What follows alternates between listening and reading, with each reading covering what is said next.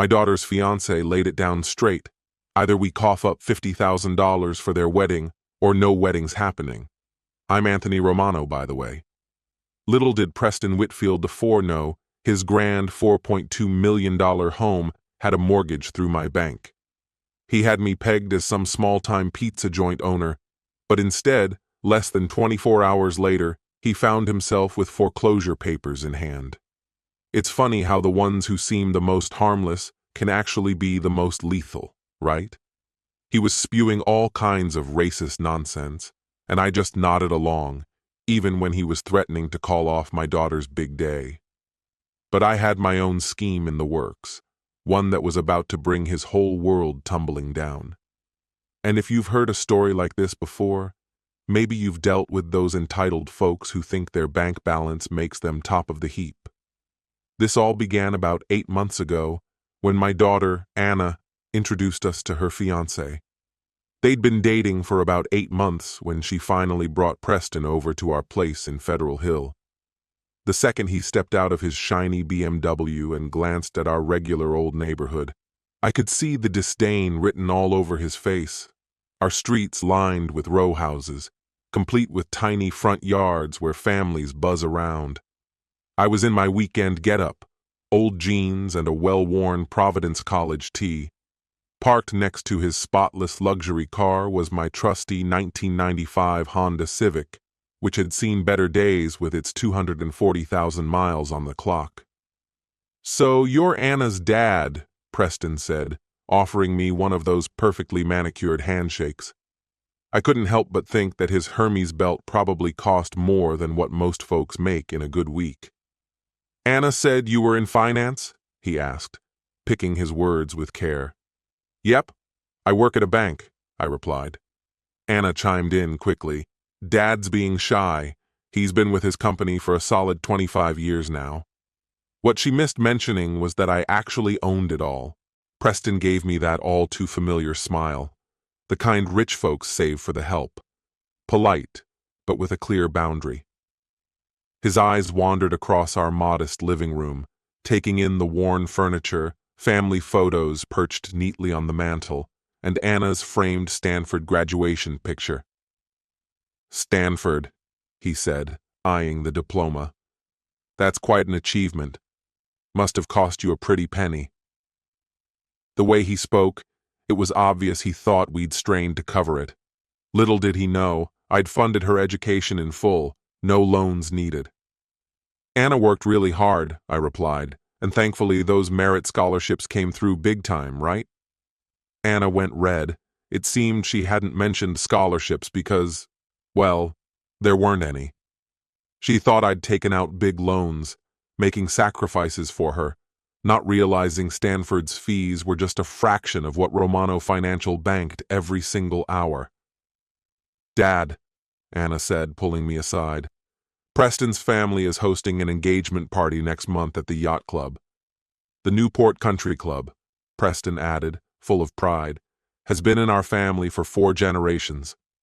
He was clearly establishing his status, his old money against what he assumed was our lesser position. "That sounds fantastic," I replied. "Oh, it will be," Preston assured me. "But honestly, Mr. Romano, Anna and I have been considering some options for the wedding venue. We checked out Russo's on Federal Hill." He said it like it was beneath him. "It's probably okay for certain events, but with our guest list that includes my firm's partners, family, friends, and business associates, people expect something more upscale." Anna seemed like she'd prefer to disappear into the wall. "Preston, we've talked about this," she said. "I know, sweetheart, I really want this to work, but both our families deserve a wedding that represents us well." When he said both families, he really just meant his. To him, we were just the extras in his play. I kept my exterior calm, but inside the gears were turning. Over the past 15 years, I had quietly transformed Romano Financial from a single loan office to 80 thriving branches across New England. On the down low, Anna thought I was just another cog in the banking machine, which was fine by me. I wanted her to find success on her own terms, not weighed down by my fortune. Watching this entitled kid put his social reputation ahead of my daughter's happiness really got to me. "So, what exactly are you planning?" I asked. Preston lit up, eager to share his big idea. He was talking about a place right by the sea in Newport, a spot that seemed tailor-made for folks like us, or rather, the kind of crowd this event was aiming for. Truth is, he didn't quite get what people like me usually pull off. The call came that Tuesday night while I was at home, knee-deep in quarterly reports. Anna's voice had a bit of tension. "Dad, can you come over? Preston and I need to discuss something important with you." About 20 minutes after that call, I showed up at their Cambridge apartment. Anna thought her student loans covered the place, but I'd quietly helped her secure it. Preston was pacing, looking jittery. His hair was a mess and his tie undone. "Mr. Romano," he said, cutting to the chase, "we're scoping out wedding venues, and we've found the perfect spot. The Chandler at Cliff Walk in Newport." I knew the name. Right on the ocean, fancy and costly. We're talking $1,500 a head. "It's gorgeous," Anna murmured, "but really steep." "How steep, you ask?" I wanted to know. Preston cleared his throat. "For the 200 folks we're inviting, we're looking at around $300,000. Anna's face turned pale, probably calculating how my supposedly modest bank salary could handle such a hit. "That's steep," I echoed. "Which is why," Preston continued, "I'm working on making it more feasible. My folks have connections there. We could maybe cut it down to $50,000 from your side." 50 large, as though he was doing me a favor. "But," he added, "we need to hurry. The Chandler books up way in advance. If we don't nail down the date this week, we risk losing it." A deadline was clear in his tone. Anna glanced at her hands. "Dad, you don't have to." "Actually, I do," Preston interjected. "Anna, hun, this matters to both our families. My parents are already rallying everyone from senators to lawyers. This wasn't just a wedding. It was a social showcase for his clique." "What if we can't manage it?" I questioned. His mask slipped slightly. "Then we may have to postpone until we can find a more affordable option." Message received loud and clear. 50 grand or no wedding. Anna's eyes filled with tears. "Preston, you're really making things tough for my dad." "I'm just being honest," Preston fired back. "Your dad's at a community bank, right? Pulling in maybe 60 grand a year? It's already quite generous asking him for 50 for the wedding. 60,000 a year. If only he knew." I watched Anna crumble, torn between her feelings for Preston and assuming I couldn't afford her dream wedding. Meanwhile, that $50,000 was what Romano Financial could generate in under 3 hours. But Preston revealed more than that. He saw us as beneath him, thinking he was doing charity by giving us an entry into his world, for a cost. "I need some time to mull it over," I told them. "Of course," Preston said quickly. "But remember, we need an answer by Friday. The Chandler waits for no one." 3 days. He thought I'd need 3 days to scrounge up the money he presumed I didn't have. After I left, I sat in my Honda for what felt like forever, thinking about how unhappy Anna was, stuck between her family's financial well-being and her own joy, all because Preston needed to impress his country club buddies. What Preston didn't count on was what I'd picked up in 25 years of banking, entitlement and arrogance that mistook money for value. But the biggest lesson? Knowledge is power. That night, I contacted our compliance department. Nothing unusual about the bank president asking for a thorough account review. Come Thursday, I had the full scoop on the Whitfields' finances, Preston's trust fund, his dad's business endeavors, and, most interestingly, the mortgage on their swanky colonial in Newport. Preston lived in this impressive mansion, the same one his folks would open up for events whenever they invited important folks like senators or city mayors. That house was linked with Romano Financial's hefty $4.2 million mortgage. During our latest compliance check, we stumbled upon some intriguing clauses in that mortgage deal. So, Friday rolls around, just hitting 5 p.m., and Preston gives me a ring. I'd just finished up sorting through the Whitfield mortgage file with my team at Romano Financial's headquarters. "Mr. Romano," he began, "I hope you've reflected on our conversation." "I have," I told him. "Great. So, do you have any thoughts on the venue contribution?" I leaned back in my chair, a spot that Preston reckoned wasn't really meant for someone like me. "Preston, I got a question for you." "Sure, go ahead." "You mentioned the wedding's about bringing our families together. What do you think my family adds to this wonderful union?" He paused. "Well, Anna, she's incredible, smart, beautiful.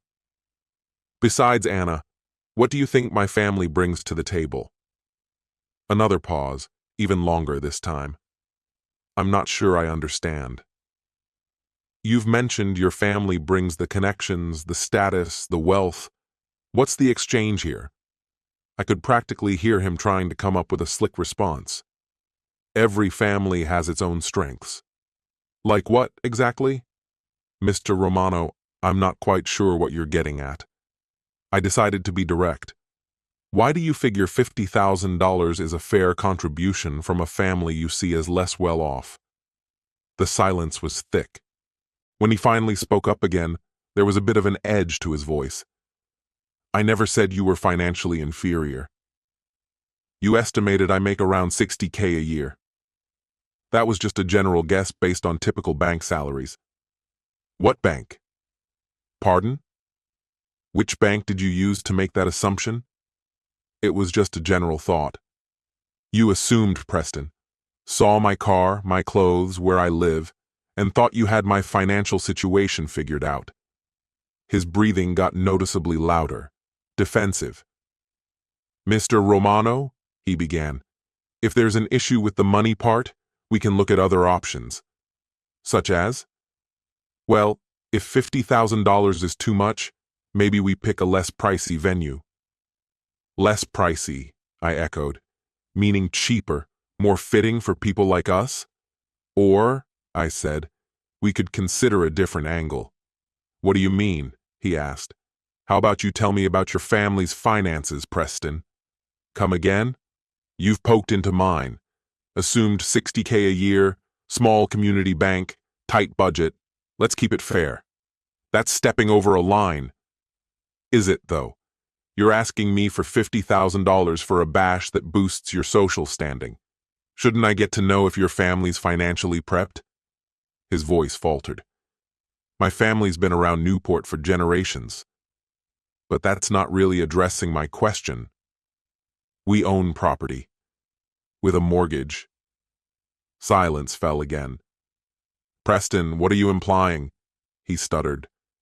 Calmly, I responded, "I'm not implying anything, just asking straight questions about financial capacity, the same way you've been sizing up mine." "This is nuts," he shot back. "My family's finances aren't any of your concern. But mine are to you? That's different. You're expected to contribute, and your side isn't offering enough." "Sure we are, but how much?" "That's not fair. Not $50,000, nowhere near." His breathing turned more pronounced. "Mr. Romano, I don't like this digging. And I don't like being seen as a charity case by someone who doesn't understand my world." "World?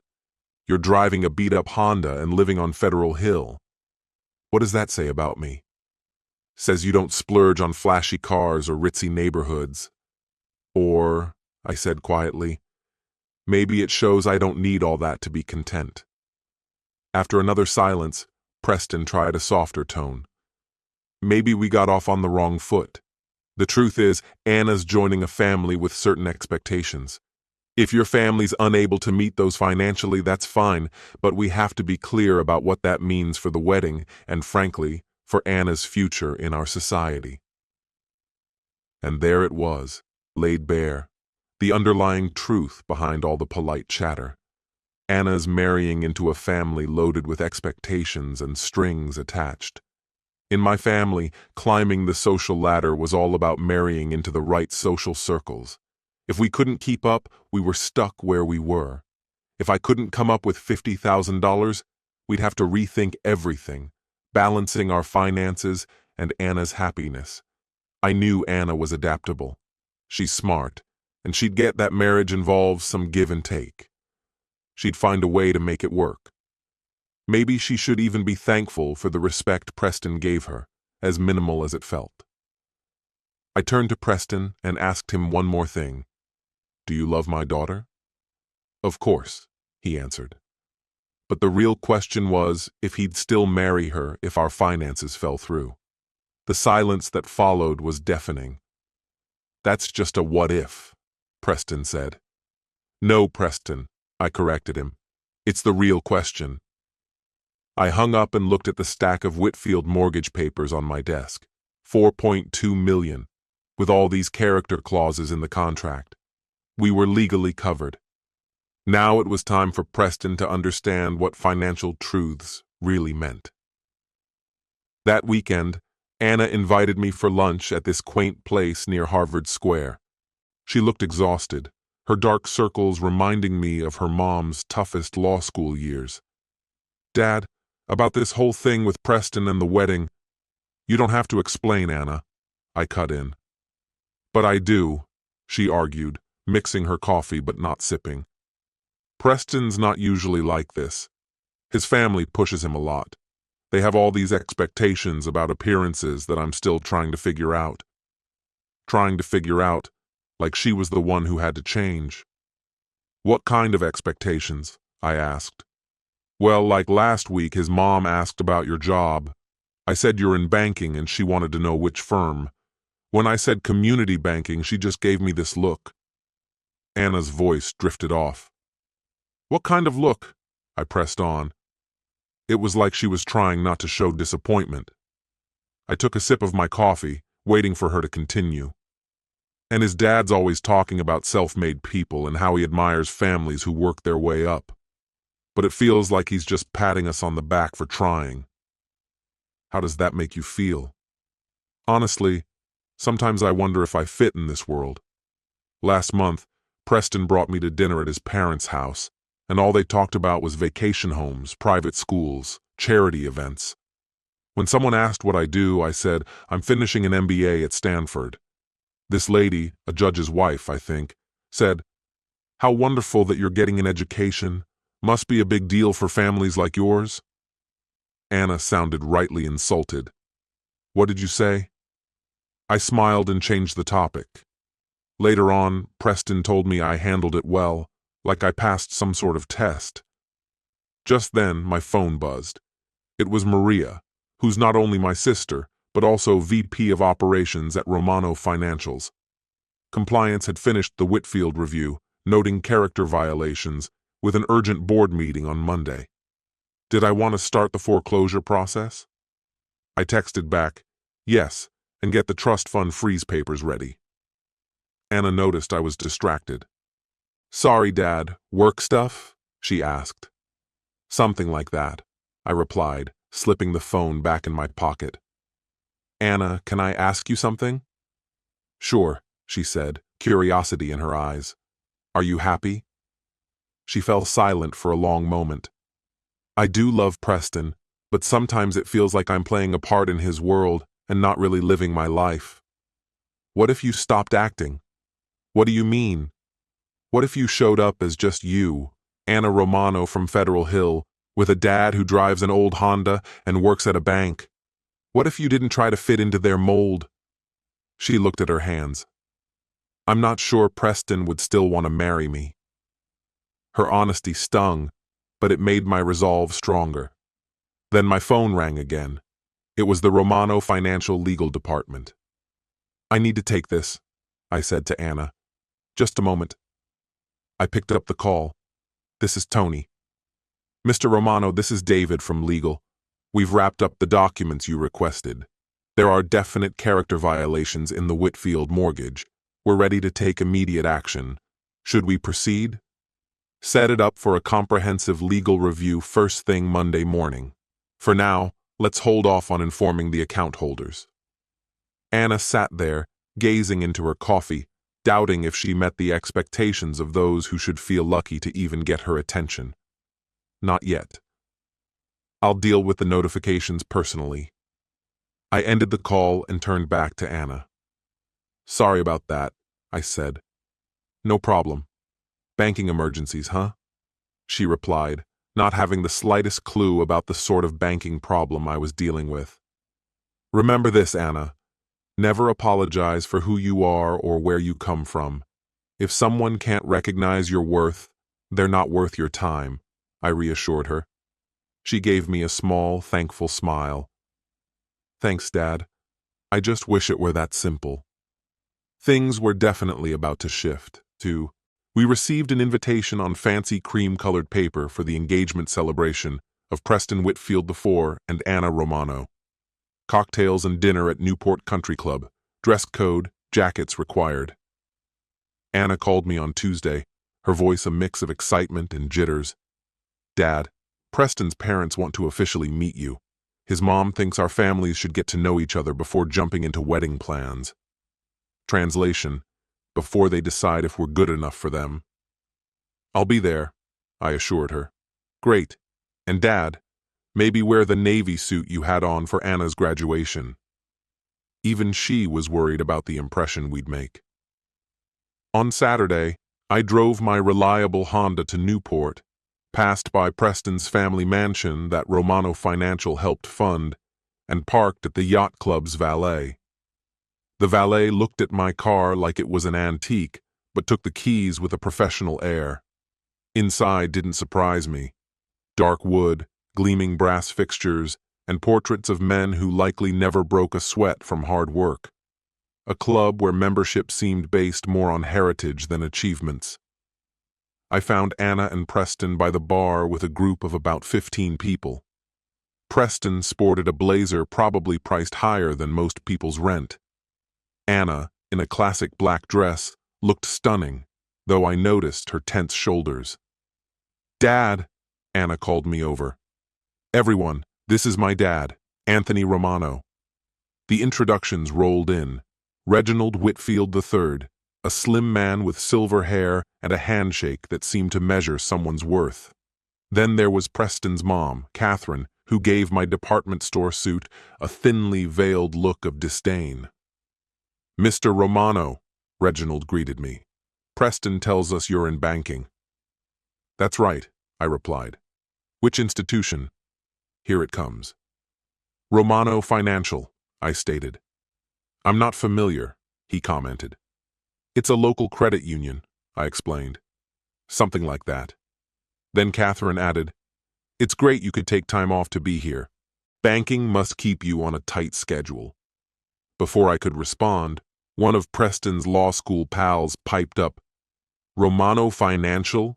Isn't that the place next to the pizza spot on Federal Hill? A few folks actually chuckled. Banking for the neighborhood crowd, another joked. Bet you've got an interesting clientele. Anna's face went red with embarrassment. Dad's been with the same company for 25 years, she said in my defense. Loyalty's something to be admired, Reginald interrupted, but I guess community banking doesn't have much room for growth. Preston put his arm around Anna.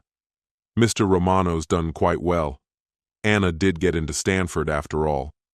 Said as if it were some sort of miracle for our family. Right, Catherine chimed in.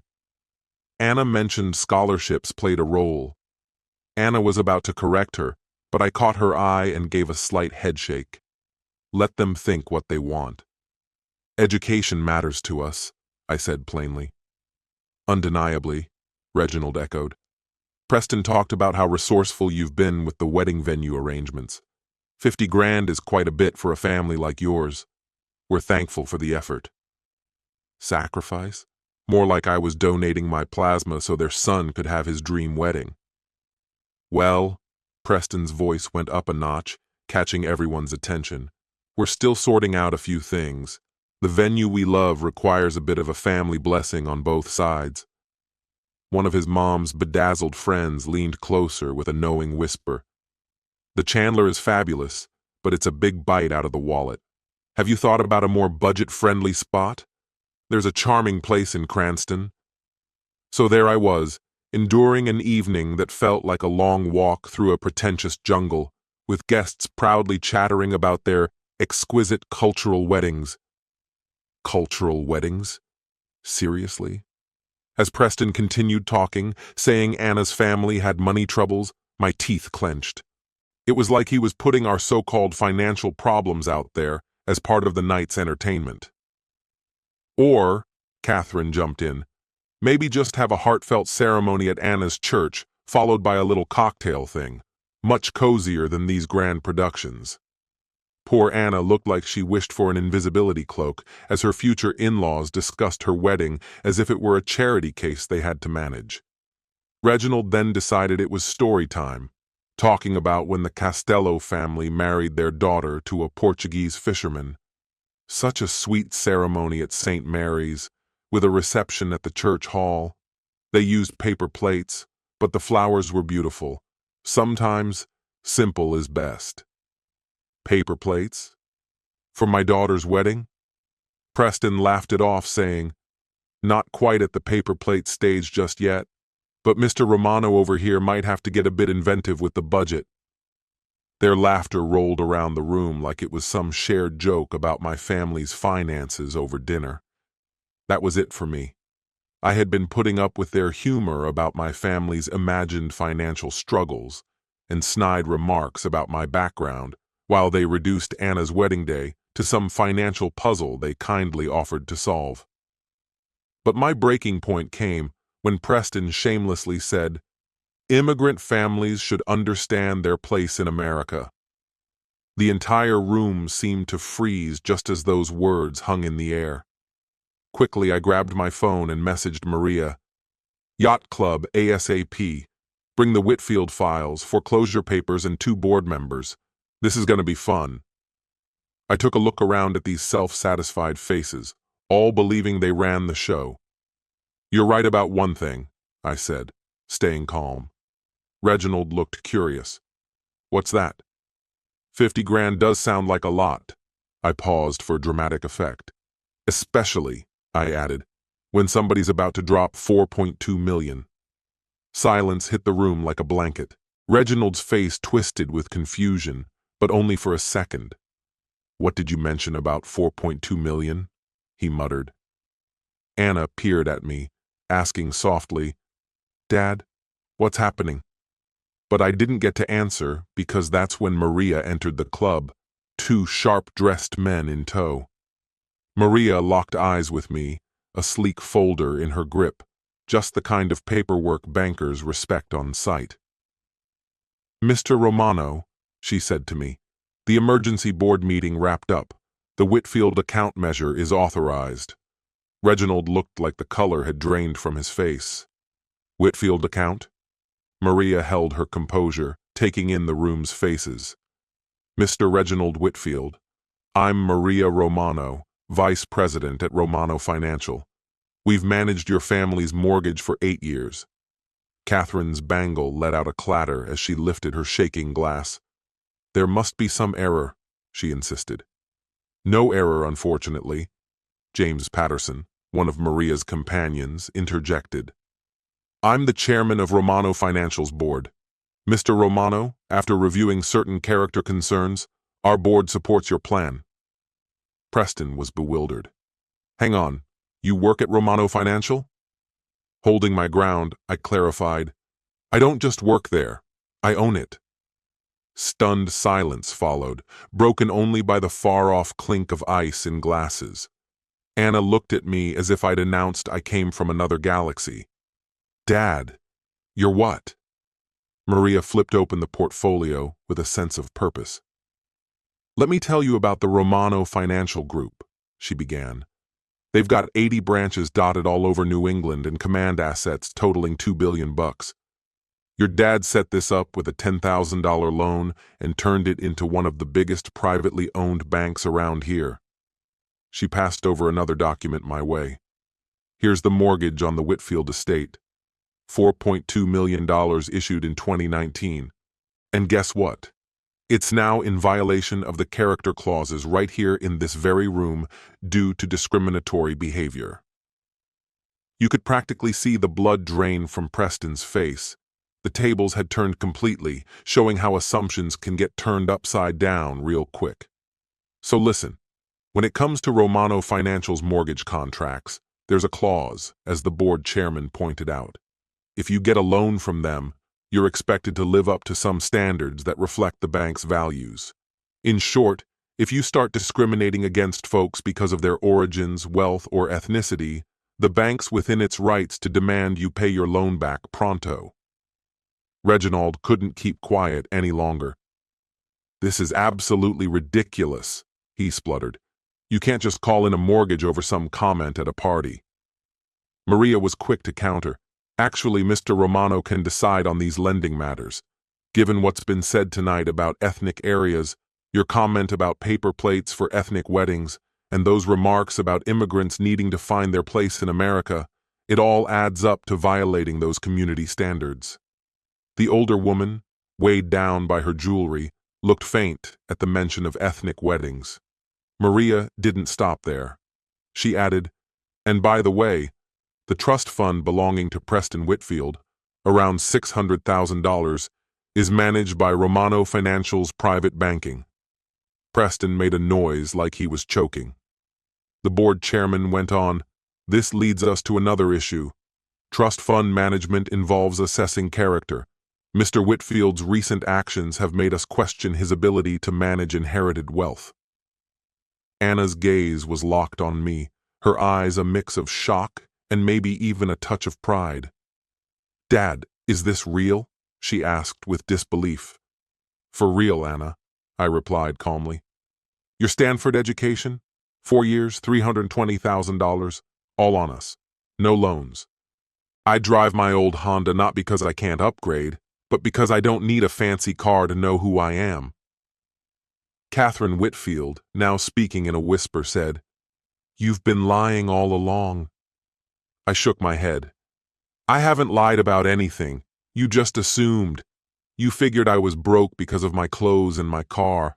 You thought I lacked power because of where I live. You thought my family's choices meant we were poor because we chose Italy over a fortune. Why didn't you just tell us?" Preston sounded almost pleading. "Because I needed to see your true self, to know if you really respected my daughter and her family without any preconceived notions about us." I laid it out. "For 8 months, I watched you treat us like charity cases in this house.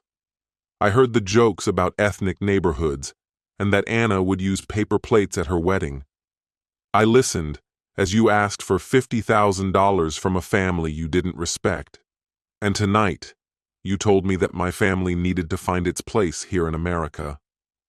Keeping his composure, Reginald said, "Mr. Romano, perhaps there's been a misunderstanding." I wasn't letting it go. "No mistakes here. You've shown me who you are, and now it's my turn to reveal who I am." Maria handed over another document, notice to fast-track the loan repayment. They had 24 hours to cough up $4.2 million, with a deadline set for Monday at 5 p.m. The cause?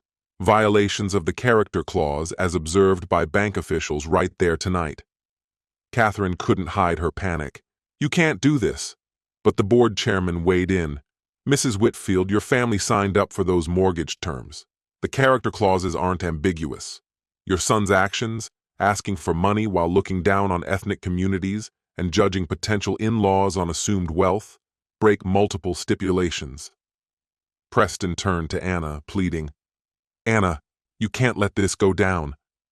We're meant to be getting married." But she answered softly, "Are we? Because just a little while ago, you were entertaining your friends by mocking my family's supposed inability to host a decent wedding. You said we needed to learn our place in America." He was stumbling over his words, saying, "I was just what, Preston?" Anna pressed with a determination I always knew she possessed, the same tough spirit that helped her sail through Stanford. "Anna," Preston pleaded, "your dad's blowing this way out of proportion. It's all just one big misunderstanding. Anna's voice got firmer as she replied, "No, the misunderstanding was me thinking I had to justify my family to be good enough for yours." Preston turned to me and asked, "Dad, how long have you been planning this?" I answered, "Ever since he dared to say my immigrant family needed to know their place in America." Anna slowly nodded. "And that $50,000 he wanted, Romano Financial makes that much in about 3 hours." She took a moment to look around the room at the crowd that had spent the night treating her family like some novelty charity case. "Preston," she said quietly, "we're done." Preston's face turned a whole range of pale shades till he looked pretty much green around the gills. "Anna, you can't be serious. This is our engagement party," he argued. Keeping her voice steady, Anna replied, "No, this is my lesson learned." With that, she slipped the hefty 3-carat engagement ring off her finger, costing less than her dad's daily earnings, and set it on the nearby table. Reginald stepped in, trying to calm things down. "Mr. Romano, surely we can resolve this like sensible adults. Emotions are just running high right now." "Emotional?" I echoed back. "Mr. Whitfield, this is a straightforward business matter. Your family agreed to a mortgage with certain character conditions, and it's been breached. Now, the loan's due immediately." Maria pulled out a thick document from her folder. "Notice of loan acceleration, okayed by Romano Financial's board today. The sheriff will deliver the official notice on Monday at 9 a.m. "You had all this prepared before coming here tonight?" Catherine asked, shocked. "It's just our usual practice," the board chairman said. "When we confirm character breaches firsthand, Romano Financial acts swiftly to safeguard its interests and uphold community values." Preston was freaking out, frantically scrolling through his phone. "I need to call my lawyer." "Go ahead," I said, "but bear in mind, Romano Financial's legal team has been gearing up since Friday. We've examined all appeals, injunctions, and delay tactics. Your family's running out of options." Reginald's voice rose, getting defensive. "This is extortion." "No," Maria said calmly. "This is enforcing a contract. Your son requested $50,000 from a family he saw as beneath him, made derogatory comments about ethnic neighborhoods, and had the gall to suggest families like ours use paper plates for weddings. He told Mr. Romano his immigrant family ought to recognize their place in America. Such behavior is entirely against the ethos Romano Financial stands for." An older lady, bejeweled in diamonds, Mrs. Peaton, that's who she was, finally spoke up. "Reginald, what exactly did Preston say?" But before Reginald could respond, Preston piped up, "I didn't say anything discriminatory." "Oh, but you did," I reminded him. "You made jokes about banking in ethnic neighborhoods, seemed surprised Anna graduated from Stanford, as if her background made that unlikely, and you mentioned using paper plates for our wedding reception." Anna regarded Preston almost with disdain. "Is that what you really said?" She pressed further. 3 hours ago, you were turning my family's financial situation into a comedy routine for your friends, making jokes about paper plates at our wedding, treating my dad like some pitiful charity case you were putting up with out of the goodness of your heart. I was just what? Letting your true feelings slip because you figured you'd get away with it." Maria handed me another document. "Mr. Romano, there's also a concern with Preston's trust fund." Preston's eyes widened in alarm. "What are you talking about regarding my trust fund?" "The $600,000 managed by Romano Financial's private banking has seen recent withdrawal activities that suggest trust violations," Maria explained. "Violations?" Catherine asked weakly. "Spending that doesn't align with character protocols," the board chairman elaborated. "Large sums withdrawn without the necessary paperwork, excessive spending on luxury services while asking for money from families they deemed financially inferior. Trust fund rules are clear. Inherited wealth must not be used to exploit or look down on others based on assumed economic status. Preston was so shocked, his phone slipped right out of his grasp. The clatter of that phone hitting the marble floor. It was so loud it was like an alarm going off in the middle of the crowded room, yanking us all out of whatever we were wrapped up in. The marble floor might have been a stage. Our family drama was like the evening's feature presentation, and everyone at the yacht club was locked in, eyes glued. No one even tried to act like they weren't listening in on our meltdown. Then Reginald, his voice cutting through like a gust in an empty house, breaks the awkward heaviness. "How long?" he asks, sounding desperate. I was confused, so I asked, "What do you mean, how long?" He clarified, shaky but determined. "For the foreclosure. How much time do we have until everything's gone?" Maria didn't hesitate. "You've got 24 hours to gather up $4.2 million in certified funds. Miss that window, and the foreclosure process kicks off right away." That sucker punched Catherine. Her voice was barely a whisper, full of disbelief. "How can we possibly get that much cash so fast?" I couldn't resist a jab. "Maybe your friends here can chip in. They've been having a great time with tonight's show." The club members' faces gave it all away. There wasn't any help coming from them. They enjoyed the spectacle but weren't looking to be heroes in our crisis. Preston, bless him, was clutching at straws. "Mr. Romano, this isn't just some paperwork ordeal. This is about me and Anna. We can't let the past destroy everything we've got." I watched him closely. "This isn't just an old feud, Preston. It's a test. Over the months, you've shown who you really are, and now you're seeing the real me." Anna approached, searching for answers in my eyes. "Dad, what's going to happen to their home?" Maria was direct. "Once the foreclosure wraps up, the house goes up for public auction. If it sells for more than what's owed, they get the extra. If not, they still owe the remainder." Reginald looked crushed, his family's legacy slipping away. "That house, it's been a part of my family for generations. And my family made it from scratch in one," I reminded him. "We built all this from the ground up, not off old money." With one last plea, Preston turned to Anna. "Anna, please, can't we work something out? Your dad's just being stubborn." Anna stood her ground. "No, Preston. He's doing what any father would, teaching you to value and respect family, a lesson you clearly missed." We headed out, but Catherine's voice followed us, urgent and desperate. "Reginald, call someone. Call the bank president." I couldn't resist the final word. "Mrs. Whitfield. Hate to say it, but that's me."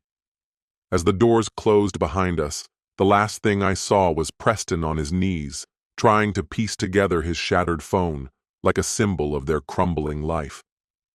The next morning, I was enjoying my coffee, newspaper in hand, when Anna came in. She looked like she hadn't slept, but her gaze was strong. "Dad, I need to know," she insisted, settling into our modest kitchen that had fooled so many. "Why didn't you ever tell me about the business, the money, all of it?"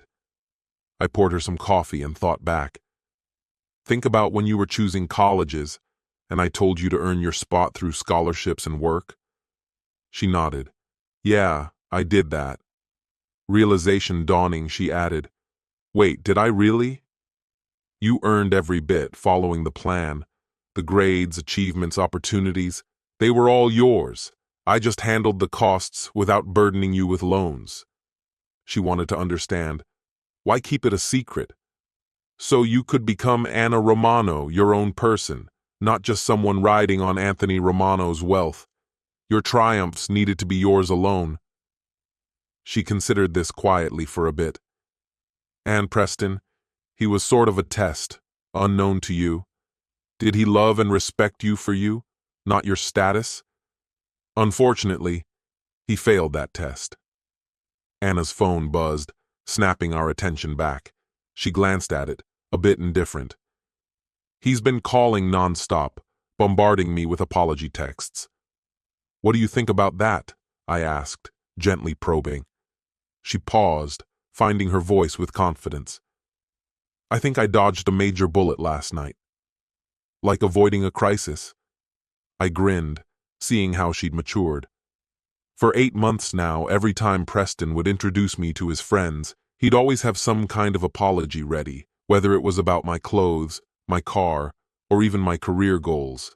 It was as if he was constantly worried about how others viewed me, like he had to fix me in some way. But it finally dawned on me. It wasn't about me. The problem was him and his circle of people. Looking around our kitchen, I thought, this house isn't any less than the Whitfield mansion, is it? You chose this path. For 26 years, all my choices were about building something real, not just showing off money. Your mom and I always believed family mattered more than status. For the first time in weeks, Anna actually smiled. Mom would have loved how you stood up to those snobs, wouldn't she? I nodded. Your mom would have put them in their place herself, and she'd make a show of it too. Out of the blue, my phone rang. It was Maria. "Tony, you need to check out the news." I turned on the TV. Channel 10 was running a story about the Whitfield family, saying they were losing their grand Newport home due to foreclosure. The reporter was standing by, showing a huge foreclosure sign on their lawn. Apparently the Whitfields, who were big in Newport's high society, were losing their estate over alleged discriminatory practices, breaking their mortgage agreement with Romano Financial Group. Anna was shocked. "Is this really happening?" The report continued. Preston Whitfield IV, a lawyer at Peaton and Associates, reportedly got fired because of behavior that didn't match their professional values. The Whitfields haven't said anything about it, but word is some discriminatory comments were made at the Newport Country Club. "They really fired him?" Anna asked. Right then, a text from Maria came in. "Peaton and Associates distanced themselves first thing this morning. They don't want to be part of the mess.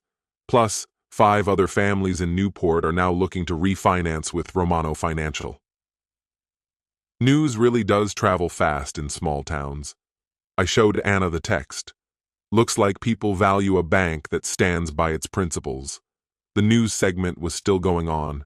Romano Financial Group, started by Anthony Romano, an Italian immigrant, has grown into one of New England's biggest family-owned banks. Their mission, building communities, not just wealth, seems to be genuinely upheld. Anna turned to me with newfound respect. "Dad, how big is Romano Financial really?"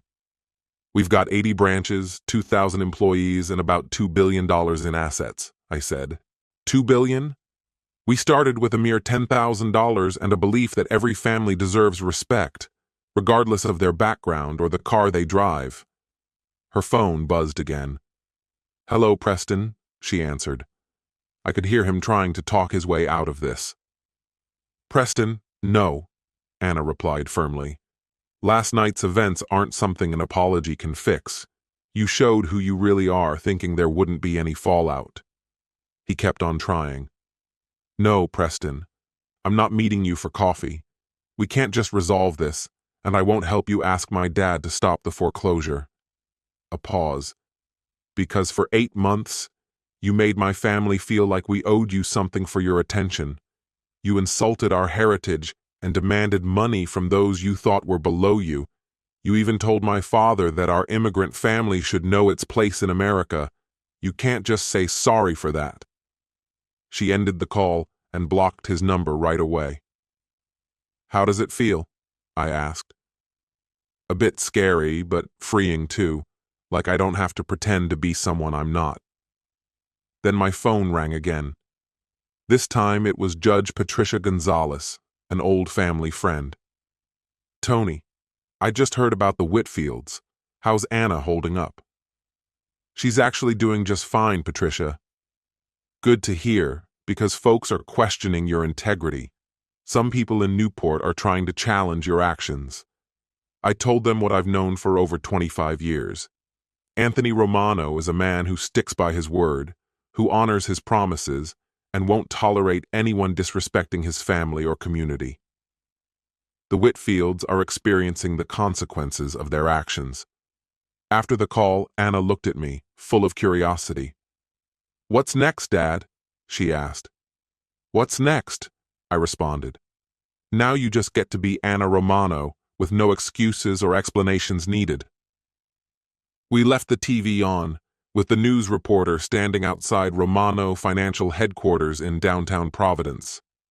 They were talking about how the immigrant family behind this massive business managed to hold on to its core beliefs while being successful. This is Sarah Mitchell for Channel 10 News, signing off. Anna held my hand tighter and said, "I'm proud to be your daughter," her eyes shining with warmth. Fast forward 3 weeks, and Anna and I were grabbing dinner at Russo's on Federal Hill. It was the same restaurant Preston had scoffed at when planning the wedding. Sal Russo, the owner, when finding out Anna's engagement was off, insisted on creating a special dish just for us. "Your daughter deserves someone much better," he remarked offhandedly, adding, "and any guy who can't see that isn't worth the marinara sauce on his shoes." Anna was laughing harder than she had in a long time. The stress lines were gone from around her eyes, and she was truly looking like herself again. She turned to me, saying, "Dad, I've got something to tell you." "What's that?" I asked. She continued, "I got a call from the Italian American Business Association. They want me to speak at next month's scholarship banquet about sticking to your values while succeeding in business." "That's amazing," I exclaimed. They also told me about a $2 million scholarship fund that Romano Financial established for first-generation college students. With a smile, I said, "Education's always been a big deal for our family." "You did that because of Preston, right?" "I did it because kids who put in the effort deserve the same chances, no matter their background or what kind of car their parents drive." Anna reached over, holding my hand once more, saying, "I'm proud to be your daughter, not because of the money, but because of who you are. I'm proud of how strong you've been. Standing firm when it mattered took a lot of courage." "I learned from the best," she replied with a grin. My phone buzzed with a news notification. The Whitfield estate had been sold that morning to a tech entrepreneur from Boston for $3.8 million. But after accounting for legal and auction fees, the Whitfields wouldn't see much profit. I showed Anna the update. "Do you feel bad for them?" she asked. "I'm sorry they chose pride over integrity, but I don't regret the outcome. Some lessons have to be learned the hard way." Nodding, Anna mentioned, "Preston called me one last time yesterday from his family's lawyer's office. What was that about?" "He wanted to say sorry, admit he made mistakes, and ask if there was any chance to make things right." "And what did you say?" "I told him understanding you're wrong isn't the same as fixing it, and some mistakes just can't be fixed with a simple apology." Anna raised her wine glass and toasted, "To new boundaries." "To new boundaries," I echoed back. As we drove home through Federal Hill, past the Romano Financial branch, and the area that taught me the importance of hard work and respect over unearned money, I thought about the lesson Preston Whitfield would have to learn. In America, respect isn't given, it's earned.